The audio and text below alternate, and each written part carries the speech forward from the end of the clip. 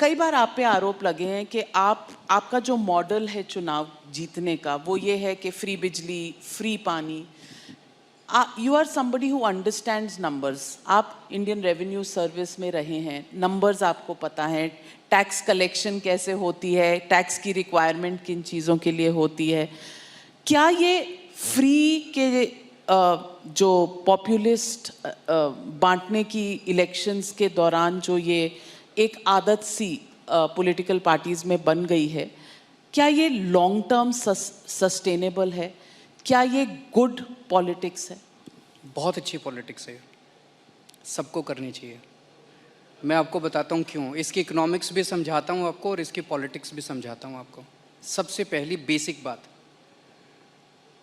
इन सारे मंत्रियों को और इन सारे एमएलएज को बिजली फ्री मिलती है। इनको जब बिजली फ्री मिलती है तो उसको फ्री भी नहीं बोलते, और जब जनता को, इनको 4-4 हज़ार यूनिट बिजली फ्री मिलती है महीने की, और मैं जनता को 200 यूनिट फ्री बिजली देता हूं, तो इनको सबको तकलीफ होती है। क्यों? अगर इन मंत्रियों को जो फैसिलिटी मिलती है मैं अपनी जनता को देना चाहता हूं, तो इनको क्यों तकलीफ होती है? इन सारे मंत्रियों को और एमएलएज और एमपीज़ का सारा इलाज का खर्चा फ्री है। कोई बीमार हो जाए इनके घर का सारा फ्री है। तो अगर मैंने अपने दिल्ली के लोगों का इलाज फ्री कर दिया तो इनको क्यों तकलीफ होती है? जो जो चीज़ें इन मंत्रियों को और इन संतरियों को मिलती है मैं अपने लोगों को देना चाहता हूँ। नंबर 1, फ्री पेट्रोल भी दिलवा दीजिए। हाँ, फ्री पेट्रोल भी दिलवा दीजिए। सबको चाहिए, एमएलएज को भी मिलती है।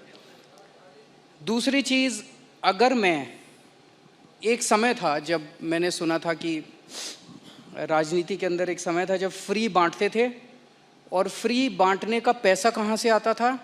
सरकार लोन लेती थी और लोन लेके उस पैसे से फ्री बांटते थे। That is not good economics.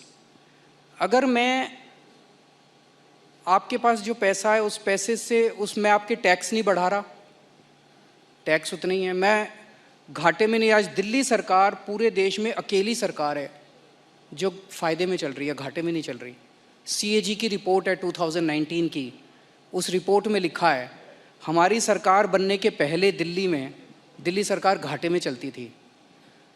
हमारी सरकार बनने से तब से लेके आज तक दिल्ली सरकार अकेली सरकार है पूरे देश के अंदर जो फ़ायदे में चल रही है।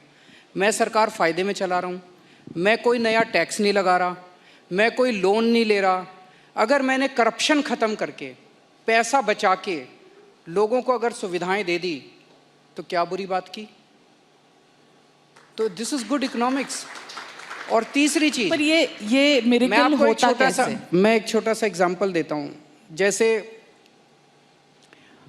ये फ्री दवाइयों वाला कैसे सिलसिला चालू हुआ, ये बड़ा इंटरेस्टिंग है। हमने एक फ्लाईओवर बनवाया, उस फ्लाईओवर की 325 करोड़ रुपए की एस्टिमेटेड कॉस्ट थी, वो शायद 200-250 करोड़ रुपए में बन गया, तो 125 करोड़ रुपए उसमें बच गए। कैबिनेट मीटिंग चल रही थी, हम लोग डिस्कस कर रहे थे, तो पता चला कि ये 125-150 करोड़ रुपए बच गए। सो मैंने उनसे पूछा, हेल्थ मिनिस्टर से, मैंने कहा मान लो हम दिल्ली के लोगों की सारी दवाइयाँ फ्री करना चाहें, हम ये डिस्कस कर रहे थे इस पैसे को कहाँ इस्तेमाल करें। तो मैंने कहा अगर हम सबका इलाज फ्री करना चाहें तो कितना खर्चा आएगा? So after 2-3 days they got back to me, they said 300-350 crore. So मैंने कहा ठीक है, इतना तो हम फ्लाईओवर बनाने में ही बचा लेंगे, इतना का पैसा। तो अगर मैंने फ्लाईओवर बचा के लोगों का इलाज फ्री कर दिया तो क्या बुराई है? मैंने सुना था कि एक मुख्यमंत्री हैं शायद गुजरात के, उन्होंने अपने लिए एक जहाज़ खरीदा 190 करोड़ रुपए का। मैंने लिए अपने जहाज़ नहीं खरीदा, मैंने दिल्ली की सारी अपनी माँ बहनों का डीटीसी बसों में किराया मुफ्त कर दिया, 150 करोड़ का खर्चा आया। बताओ क्या बुराई है?